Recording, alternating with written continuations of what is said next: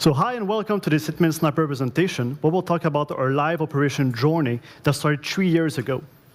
But first, a little bit about me. My name is Jean-Francois Dugas. I'm the lead game designer at Enix Montreal. I've been in the game industry for about 9 years now, starting by doing kids games, moving into social casinos, and then working and creating successful free-to-play titles like Jurassic Park Builder and Jurassic World the Game. Since my arrival at Enix Montreal, I've been in charge of all the live operation on Hitman Snipers. And in case you don't know us, we are Enix Montreal, with a studio beyond the great success of the Go series, being Hitman Go. Whoops, hold on a second. There's a slide missing.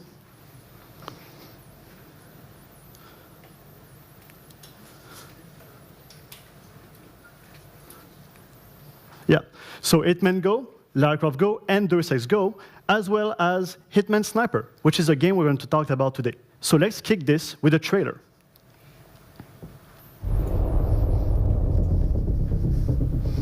Welcome to Montenegro 47. Your primary target is Marcus Krug. Time to go to work. Target removed. We have intel that indicates other Conclave members could also be on site. Observe their line of drift. Good. Now move to the next target. One less Viper in the nest. Target removed. Very creative. Conclave member down. Final target on the move. Confirming high-profile kill. Another perfect assignment, 47. The money has been wired to your account. Good work.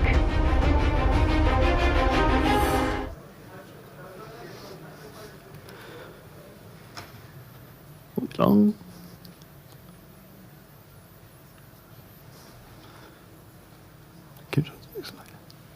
All right. So as you saw, this was something that players had never experienced before. It offered both AAA production value with killer graphics and smooth control, as well as creative sniping.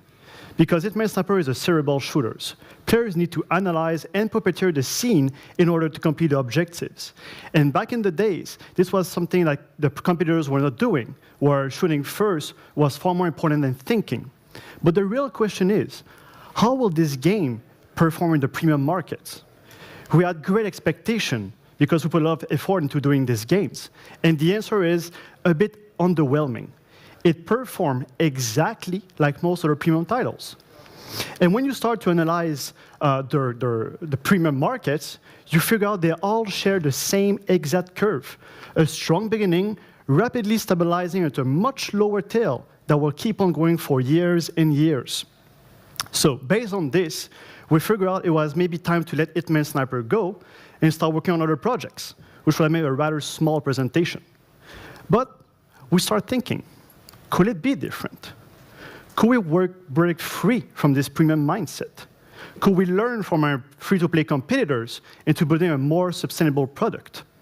After all, everyone was saying the same things. If your games has room to grow, the launch is the beginning. So this is where I came in to save the day. So, a bit of a joke, don't be offended.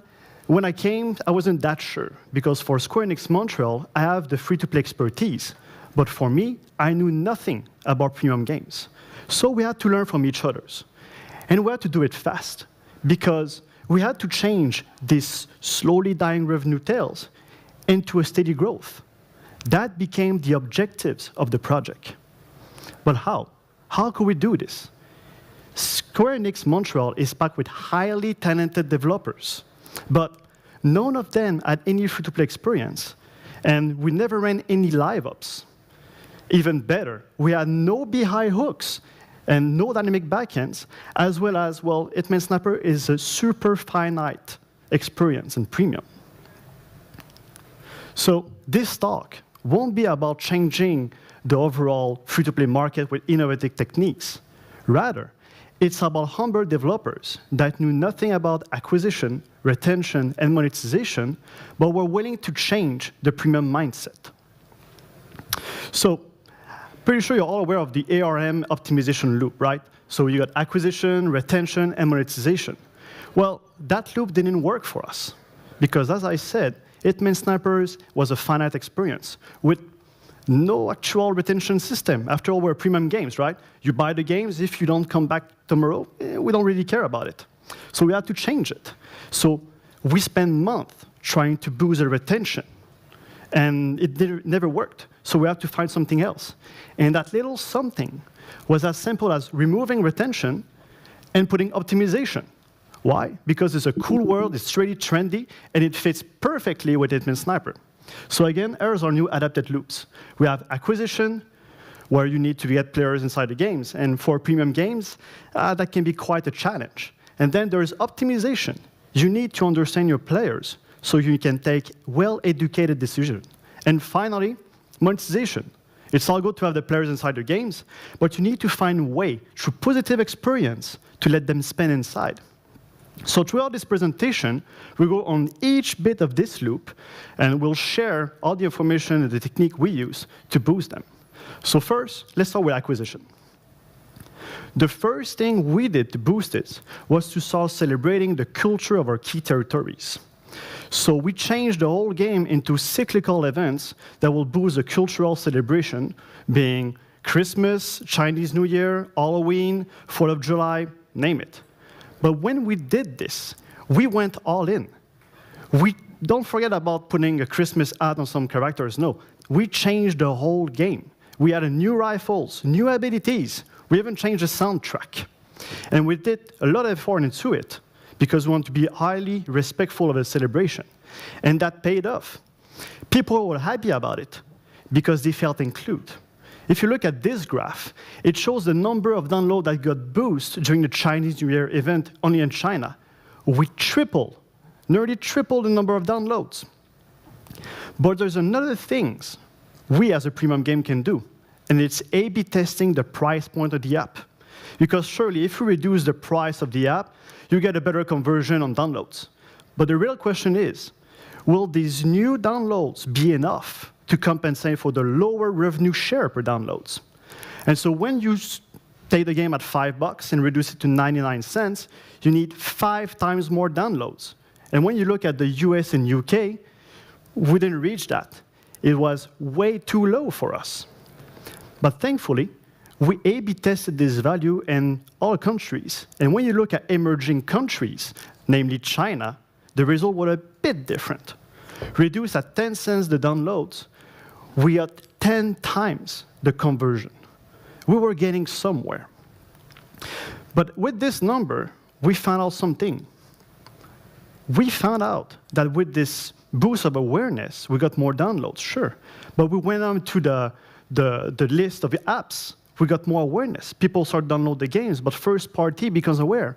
And this is where you get this circle of awesomeness. The more awareness you get, the more downloads you have, and so on. And that led to a boost in the downloads in China, 115 times more, largely over what was required to get on par with the loss in revenue share. Thanks to this, we also passed into a new things. We said, well, we could try the free-to-play. So we tried putting the game as free for a whole week.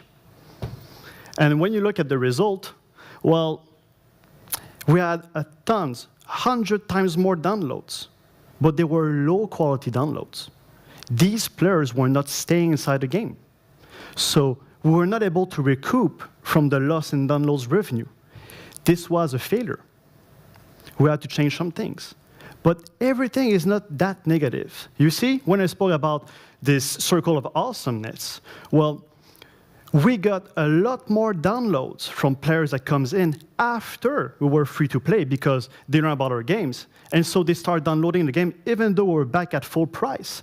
You can clearly see there on the graph the boost in downloads we just got. This was amazing for us. So when you look at this, with cultural celebration, with price point A/B testing, and free-to-play jumps, we acquire a lot of new users. We were ready for the next step. And when we talk about the optimization, well, I think we all learn about the frictionless offers, the benefit of it, and the good practice around it. So it's a good time to talk about our Longsword 2 issue. Sitting at the end of a lengthy carousel, players had to swipe over 15 times in order to see it. So as you can imagine, this gave us the worst conversion on a rifle, which is the best rifle in the whole game. We had to change this. And so aware of this, we started to promote this rifle everywhere. You were stuck in the missions, we got the Longsword. There was a celebration, we also have the Longsword. And so boosting his view also led to players having just one-click access to it, which, pretty sure you can guess, boosted the conversion. Nearly 4 times more conversion on one of the best rifles in the whole game. We were really fixing our things. But when you start analyzing all the players inside it and their behaviors, you gather a lot of data. Now, don't worry, it's all GDPR compliant.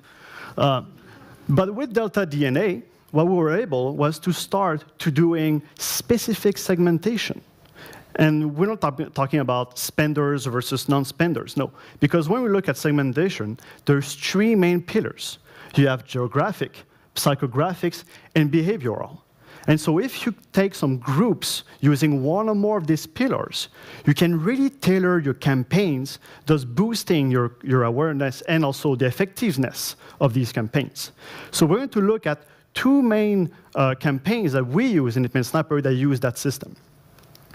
So the first thing we started doing with our campaigns was to have this rifle sales. So it was analyzing the mission the players went in, and if he failed it, it will propose up to 2 things. The first thing was a rifle he already owned that will make this mission much easier, or trigger a sale. And this sale was really specific to this player. So we knew that he will probably buy it, because if you make a good deal to the players, they might just go for it. And they did. 1 on every 5 players that saw these converting rifles basically bought it. So that was really great.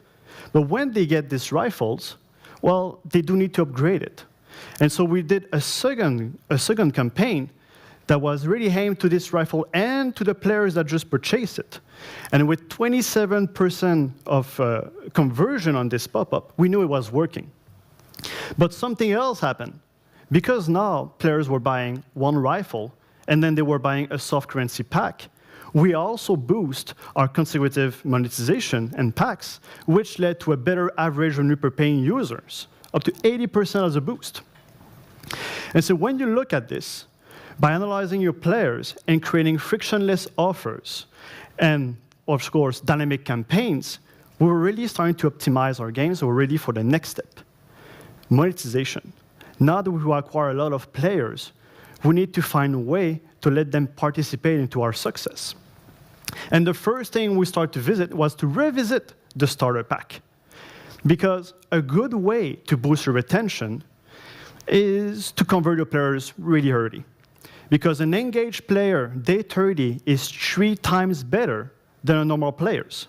And nothing converts more than a well-designed, time-limited starter pack. So we'll go through a bit the learnings we have with our starter packs. First, the content. Not too big contents, because if your players feel full, they just stop purchasing things. And also the price, don't put it too high, because the main goal of the starter pack is to convert players. So you want the more conversion, not to make them more cash out of it.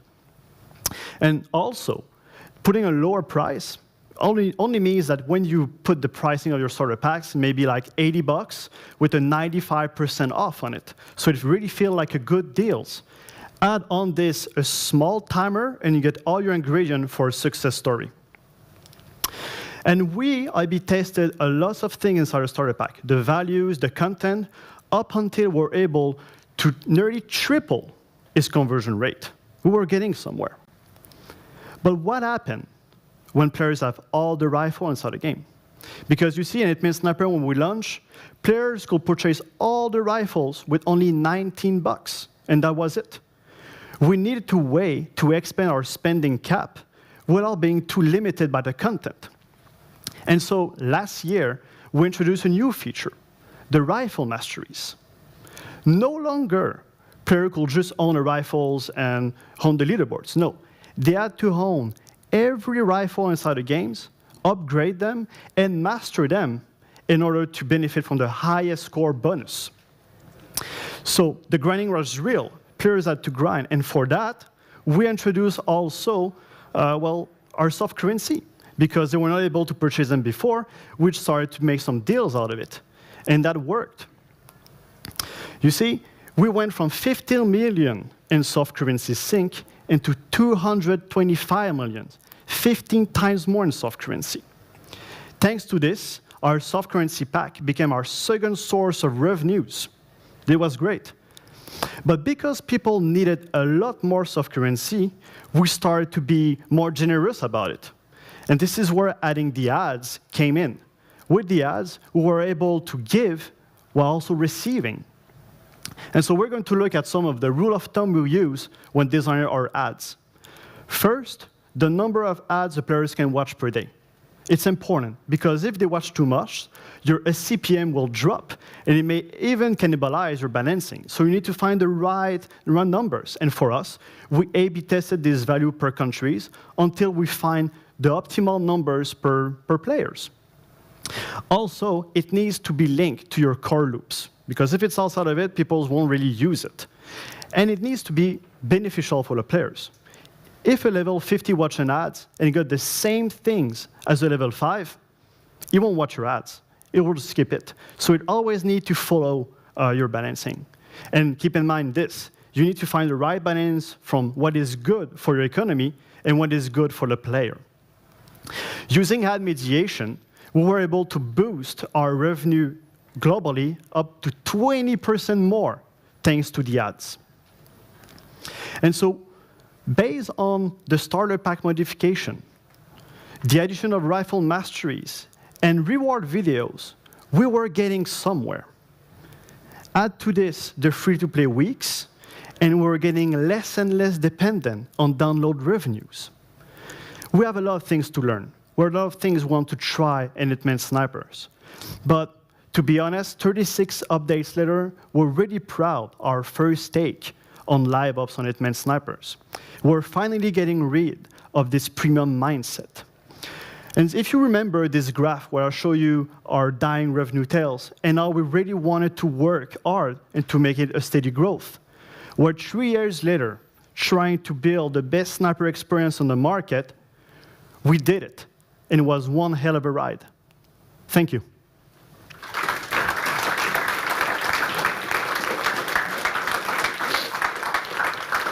Thank you very much. This was super insightful. I think we have time for one more question, depending on how long the answer is. Yeah, here. So you mentioned that you were using dynamic price points based on the regions, yep. Of course. But regarding the first-time offer or the targeted mission offer, were you having like a dynamic price point for that one as well, or was that static? We did some try because we had a BI teams that started to do some testing. We did it per country, yes. We did it for the type of players they were. And we tried to figure out what was the best. So depending on their conversion and depending on also the consecutive conversion they were doing. So it was region-based. It wasn't like per player base. It was both.